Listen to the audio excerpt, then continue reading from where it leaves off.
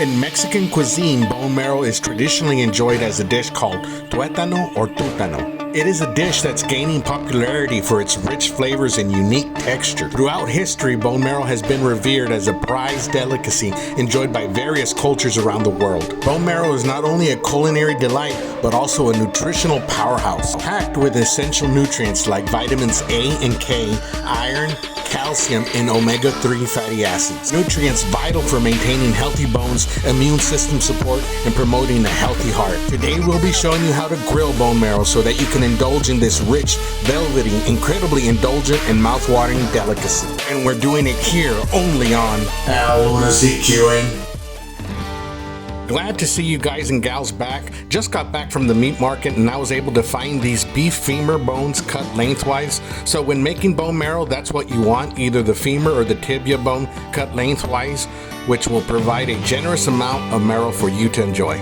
So to prepare these, you can scrape the bone to remove the pieces of skin and meat to make the dish more visually appealing, or you can just leave them on like we're doing and you'll be able to enjoy that charred goodness when they are grilled.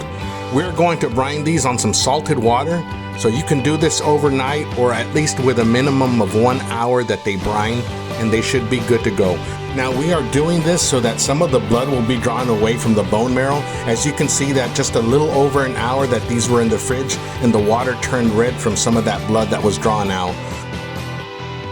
So let's remove these from the water and start preparing them for the grill. So we dry them up with a paper towel, then we're going to apply a little bit of olive oil and spread it throughout the bone as a binder for the seasoning. Now you can use your favorite SPG rub, salt, pepper, garlic. We are using our very own squash bark, which is an SPG rub with additional spices. Link for it in the video description. So now that we got these prepared, let's go outside and show you what we're cooking. Today we are using our Kamado Kettle Joe. It's a 22-inch grill and we have a variety of meat. The wings are something you'd find anywhere. The bistec siete, or I would say 7-bone steak, upper shoulder blade cut. That's where you get the number 7 bone steak. And then got your split chicken. And that's split chicken leg quarters cut in half. So make sure you are cooking other things to serve, because bone marrow is really just an appetizer or sort of supplemental to your meal. Our 7-bone steak meat is done. Let's take it out and put it in a foil pan to make room and start grilling our bone marrow. Okay guys, we got the bone marrow on the grill.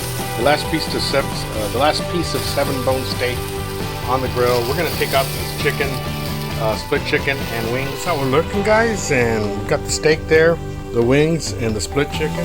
We centered our bone marrow and our last piece of steak. Let's close it off, and we are cooking at about 325 degrees Fahrenheit. Cooking bone marrow doesn't take long, so we're gonna keep checking it every 7 minutes or so. An indication that bone marrow is ready to eat is when it begins to bubble and it turns soft. All right guys, so 15 minutes in, we'll still see a lot of blood coming out of these two. That one looks decent, but this one looks, it's pretty much getting done. See that bubbling?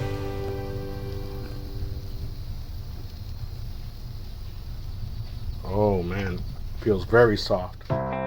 So this is my first time grilling bone marrow. My mom used to make it in caldo, or soup in English. Me and my sisters would fight for the little bit of tuétano in the soup to spread over a corn tortilla. So our smaller bone is done, so now we are waiting for the other 3 to finish up. So about 20 minutes in the cook, we rearranged the bones a little. The blood on the marrow has begun to darken, but we are still not getting the bubbling. Now you don't want to overdo these because they will kind of melt like butter, so that's why we're checking them often. Finally, 25 minutes in the cook, and we are getting that bubbling on the marrow on all 3. We have that nice crispy char all around the bones. These are looking great. Let's take them inside to finish them off. And just like a painter finishing off the final touches of a painting, we get to work. We add freshly chopped cilantro across the 4 bones. Then we follow it up with some fresh diced white onion across each bone individually. And of course, we have our tasty yellowbird salsa in the background on standby for our tacos. And now that we are ready to dig in, let's take a moment to admire our presentation.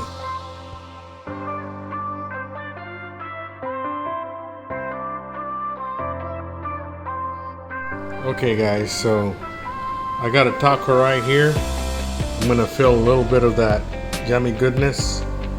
So we carefully scoop out the grilled bone marrow with a spoon and place it in our warm corn tortilla. We are going to do about 3 scoops of this.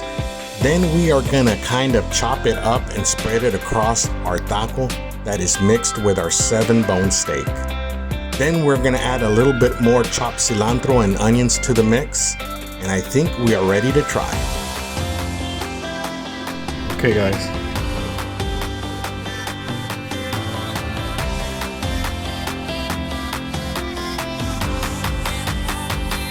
Wow, rich, buttery, and savory, it's a luxurious velvety texture that melts in your mouth. Perfect for tacos or spread on bread or even mixed in salsa. We hope this episode will inspire you to embark on your own culinary adventure and try grilling bone marrow for yourself. We'd love to hear your comments on this. Would you give this a try or is it too far out there?